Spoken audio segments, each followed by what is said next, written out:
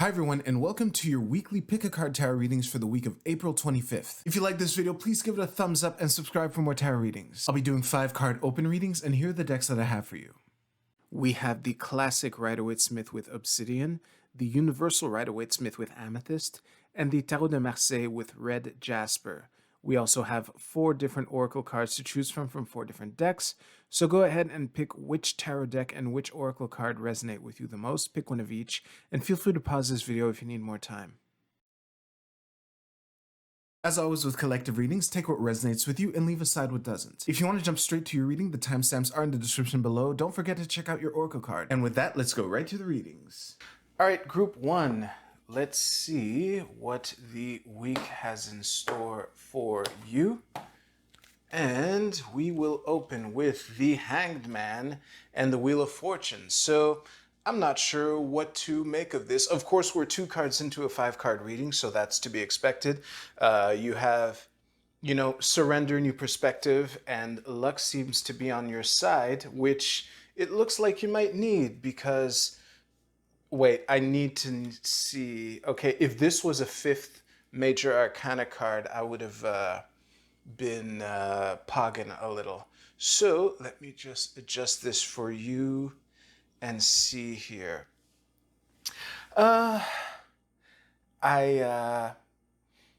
It's like there's an opportunity to tread somewhere that, and treading, I mean like as far as your projects, like it should be clear by now to regular viewers on this channel that I have a bias towards work/career readings. It could be anything. This is a general reading. But anyway, I see an opportunity to advance towards where you want to go.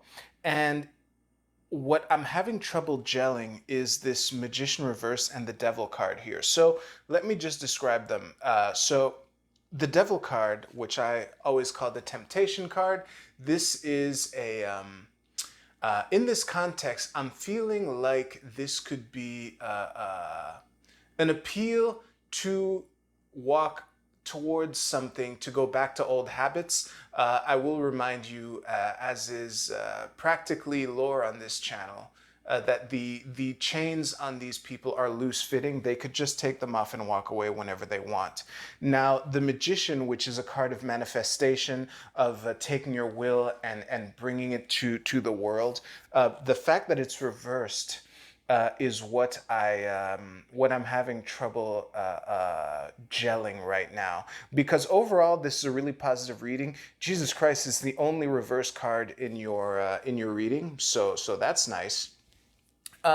This might be a warning because I'm feeling like you have an opportunity to look at things from a new perspective, or to surrender to something that you've been resisting, and I think the warning in this reading is that it is at this point that temptations to run away and to run back to old habits will be at its strongest.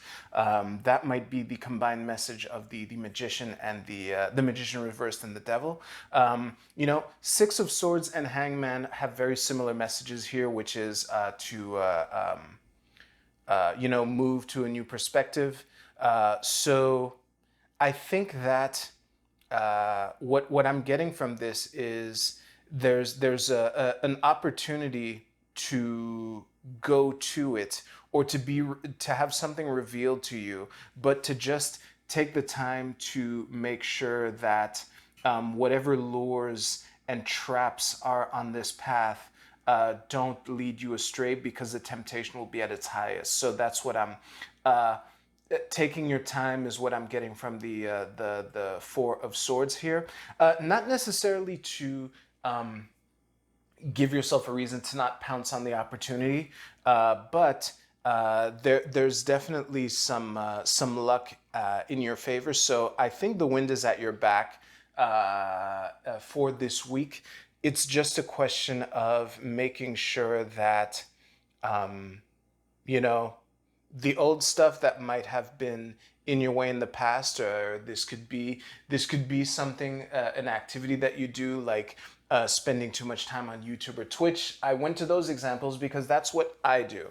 I am caught up on all the Twitch drama, way beyond what I need to, and it frequently gets in the way of doing what I want to do, which is why I went to that as an example. But basically, whatever opportunity opens up for you, I would say that with a change in perspective, you can capitalize on it. This is a good opportunity, but just be wary that the lure of old ways or giving yourself excuses to not do it will be at its highest.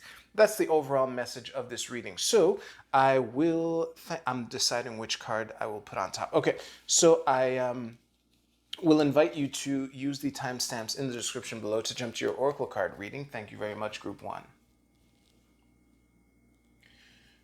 All right, Group 2, let's see what we have for you for this week. There we go.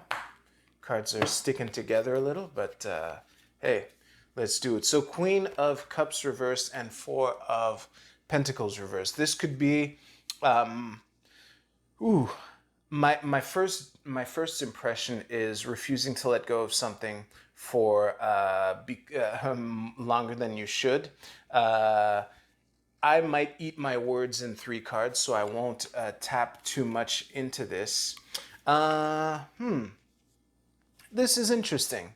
Well, of all the cards to have upright in your reading, you could definitely do worse than the Ten of Cups. Now, these reversals, I'm not sure if they mean block, glitch, delay, or corruption, or maybe something else. They might also mean different things. So I will just turn over the last card here. Okay. Wow. The Group 1 also had the Devil in their reading. It was in their cross, not at the bottom of the deck. But anyway, enough about Group 1. It's like something is coming out of the blue, wait, I might be at this wrong. Maybe your refusal to let go of something might be causing you to be needlessly defensive. That is one other interpretation. Let me just take a moment to really absorb this because, okay, you have 2 upright cards. Everything else is reversed. Yeah, give me a second, Group 2. I'll make sense of this. Well, while I'm thinking, I might as well move this up a little to get this a little better frame for you. That should do. Okay. Okay, I have a summary which hopefully I'll be able to flesh out into something more nuanced because this is a collective reading. So it's almost as if whatever happiness and fulfillment that this Ten of Cups represents is making you see this new idea in a negative light that is not necessarily justified because you're feeling defensive, as if whatever this Ace of Swords reverse represents will cost you what this Ten of Cups represents, which is why you're feeling defensive and not wanting to walk away. I think that overall, what I would say to you, Group 2, is that the finish line is never really the finish line. Unless you're dead, which I hope you all live long, happy lives, as well as your loved ones and network. But enough platitudes. The thing is, sometimes when we're hyper focused on a goal and we achieve it and we attain it after all this work, it's as if anything that it's as if anything that risks upsetting this new status quo that you've reached for can be perceived as a threat. So I would advise you, Group 2, to make sure that you don't get too defensive. Sometimes things that are offering themselves to you and new perspectives and new ideas and new ideas for projects and things like that it can be seen, like it can be. Let me let me let me just put these words together instead of speaking in half sentences that are gibberish. Give me a second. When you're confronted with the truth that the finish line that you have crossed actually has, or when you realize that the finish line that you thought you crossed is actually just the beginning of a new chapter, or that there's actually more road after this finish line that you've been so focused on, when you're confronted with that reality, it can seem like uh, it can be disappointing and cause you to get emotional. So this Queen of Cups I'm reading as corruption. The Queen of Cups is very nurturing energy, very emotional. This is double water right here. Queens are water. This is the Suit of Cups that's water, and it's reversed. So I think that holding on too tightly to what you have reached so far uh, is what is causing you to see. I think this Ace of Swords is actually upright, and you're so emotionally invested in this Ten of Cups that is what is making you think that it is reversed when it's not. That's my overall read for you. So my parting words for you, Group Two, is that the finish line is just an illusion. It's nice to have goals and something to strive towards, and it's even cooler to actually achieve those goals. But once you achieve those goals, whatever comes next is part of the process, and it's not necessarily a threat to you. Now, I'm gonna feed into some people's paranoia right here. It is possible that this Ace of Swords actually is a distraction and not the opportunity that it looks like. To which I would say, don't get too emotional about it.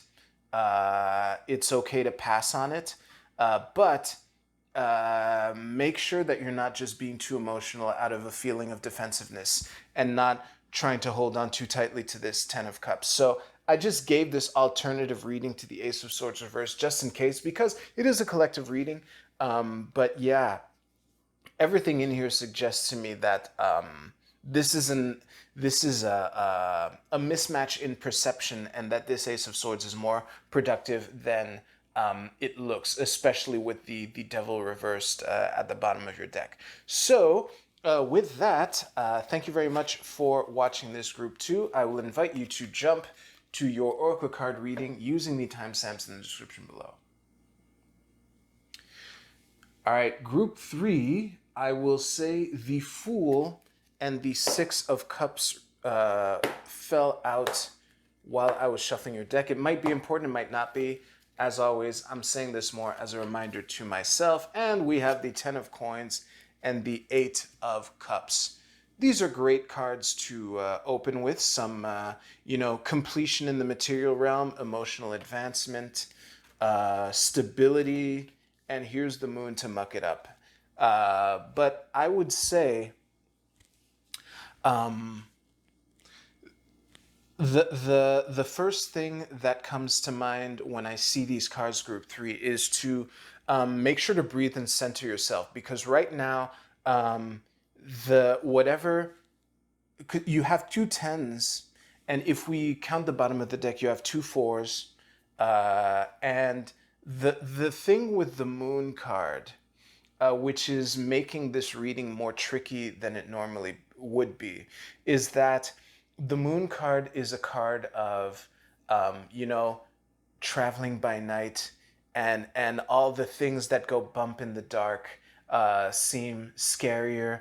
Another interpretation of the Moon card could be like animal instincts, either for good or for bad. It's difficult for me to tell, but the bottom line is the fact that you're flying by night, according to this reading, is what's making the rest a little more difficult to interpret. I There's definitely an emphasis on completion, uh, with the two tens. I mean, oh wow! I just realized that every single card in your reading is even, including the moon, which is trump number 18. Um, so yeah, I think this is an invitation to enjoy it, to not push yourself to make things happen. But I feel like, um, okay, so as I haven't said this in a while, but I have a lot of trouble distinguishing between the past and the future. So I don't know if this is behind you or ahead of you, but there's definitely an indication of a finish line. So if you have recently accomplished something or checked something off that was really major for you, group three, I would encourage you to just bask in it.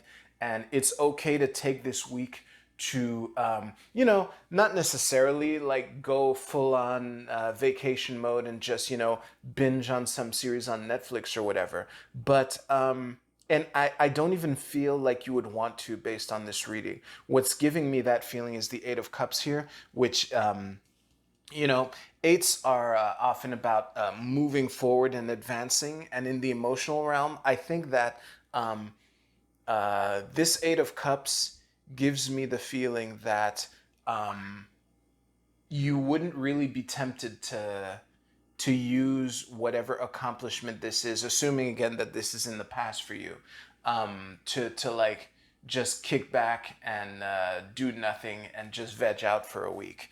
But it is an opportunity to just take a moment to assess the situation, because like there's all this stability. Every single card in this reading is even. So the main thing that I'm getting for you is that uh, maybe, and again, if this accomplishment, this double 10 here, has not happened for you yet, but you feel like you're on the verge of it because this is a weekly reading, I would use this as something to aspire to, that like after the finish line, you'll be able to, reassess the situation, okay? Now I'm going to go back to talking as if this is behind you. So, um, you know, when does the moon come out? After the sun sets. What is the sunset? It's the end of the day, or at least the day part of the 24-hour cycle. But this is a very not static, but stable. Like the fours in general represent stability. I'm getting tired of hearing myself say this, but every single card is even, which even numbers are usually like generally stable. So I think it's okay to bask in it. Whatever these two tens represent are probably big deals for you, which has either caused you or been caused by some kind of emotional advancement on your part. So that's great.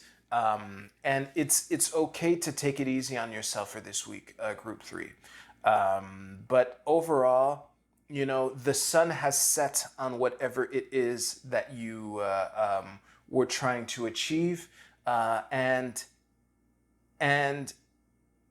take this reading as an invitation to enjoy it. And if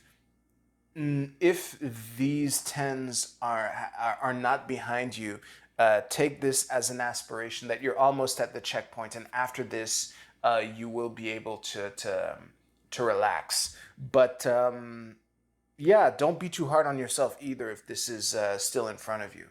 Yeah, I think that is it. So I will invite you to please stay tuned for the your oracle card reading coming up right now.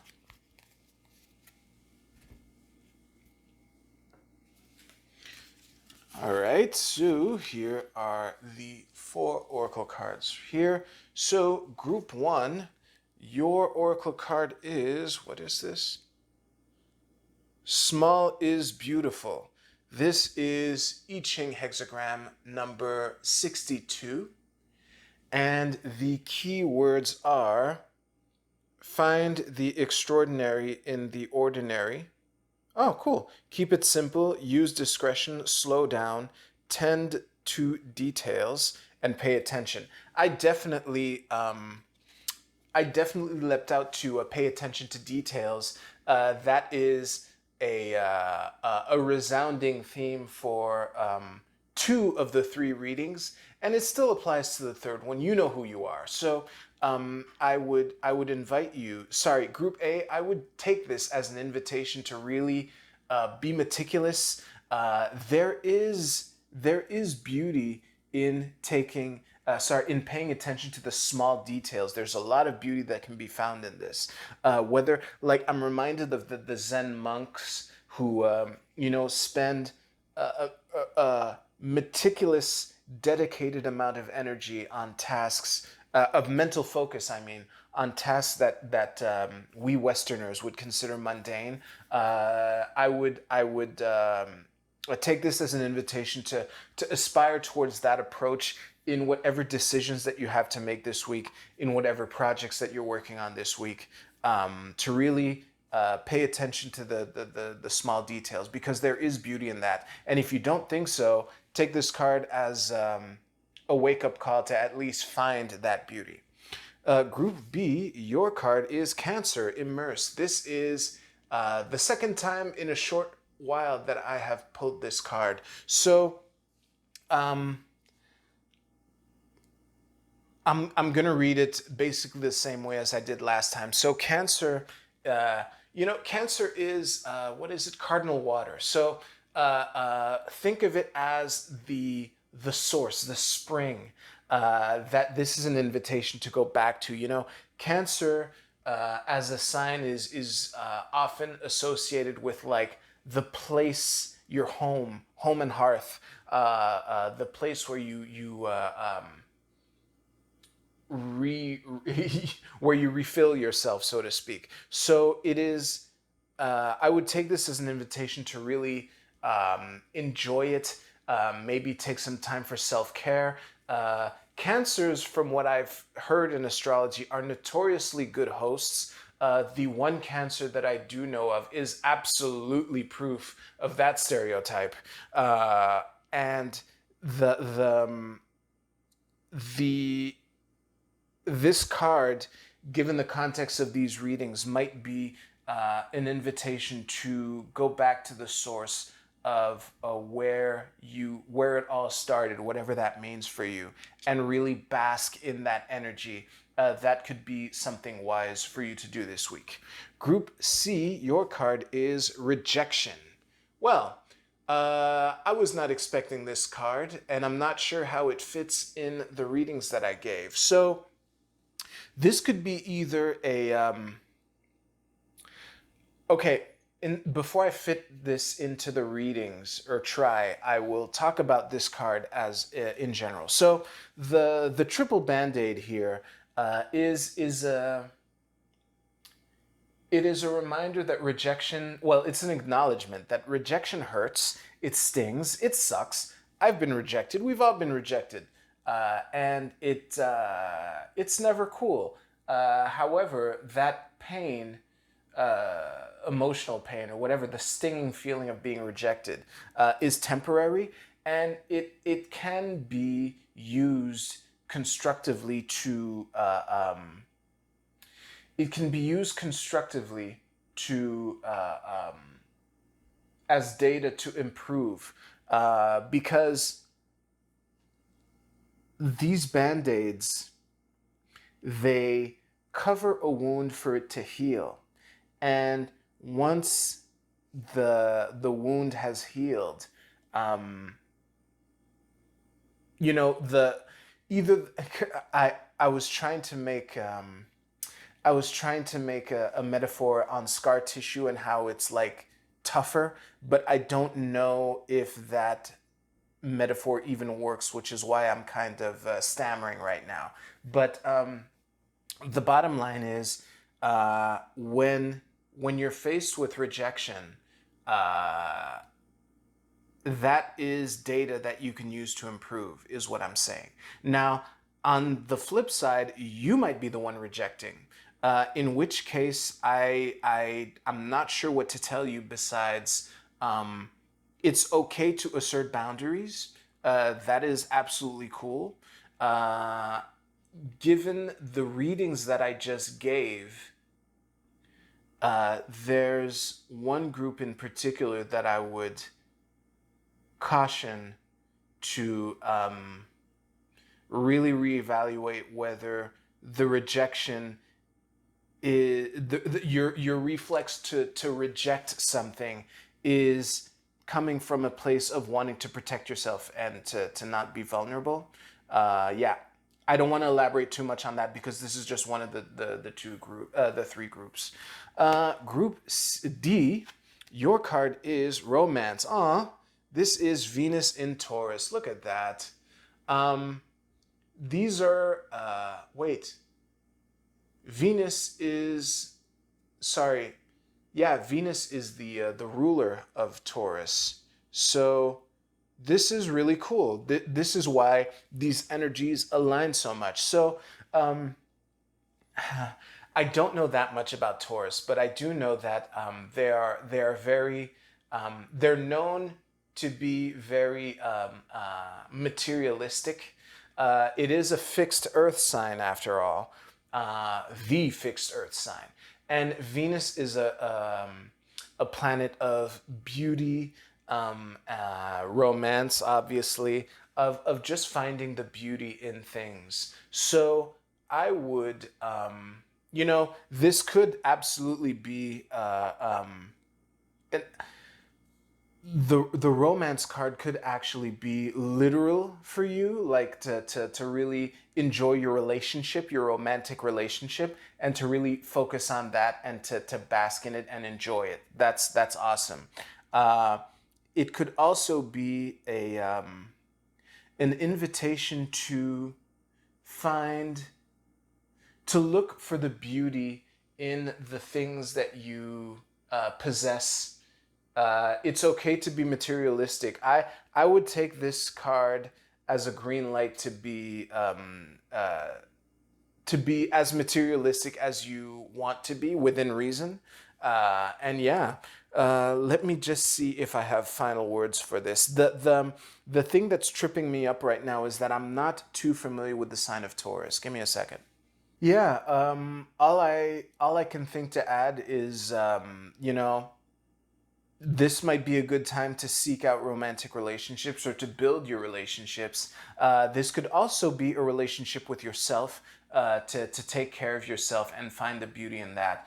But I would take this week, group D, to really focus on the beautiful things. Maybe, I'm thinking of going to a museum, but even if this wasn't the COVID era, that might not be something that you're into. But whatever the philosophical equivalent of going to the museum and looking at beautiful pictures that you love, this is definitely an invitation to do more of that this week. Thank you so much for watching. If you enjoyed this reading, please let me know in the comments down below. I hope you have a great week. Thanks again for watching. I'll see you soon.